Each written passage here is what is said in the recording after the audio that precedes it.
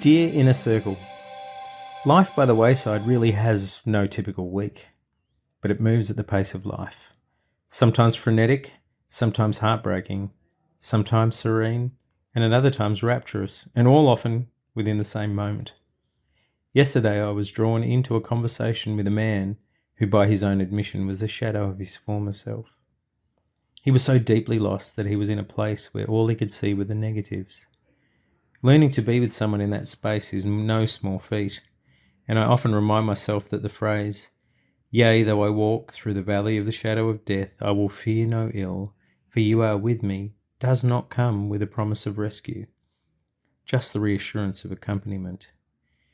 What it also doesn't tell us is that sometimes being an alongside also means being a holder of the venom that can come from a broken heart.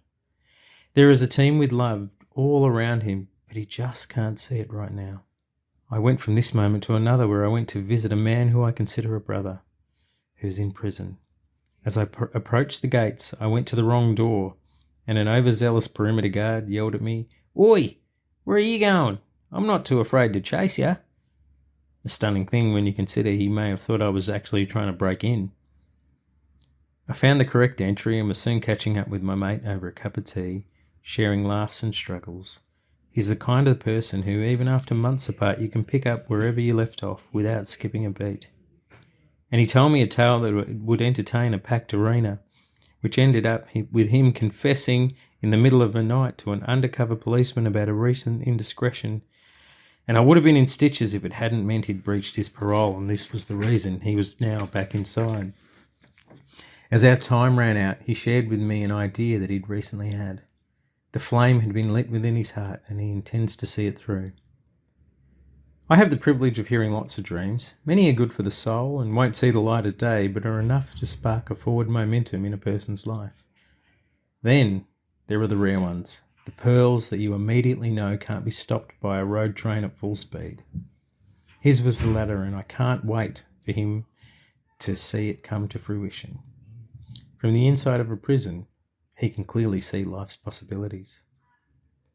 On the way home, I heard a dull thud as a young man ran into the side of my car to save his tiny dog that had escaped his grasp. I pulled over and tried to get him to the hospital, but he limped away so fast, and as he did, he said, "Sorry about your car, mate, but no cops or hospital, please. I'll be all right." What a day.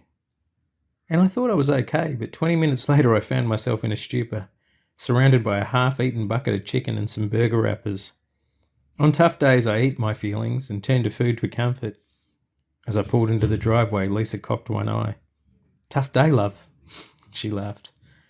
Beyond food, there is a deeper hunger for a loving community.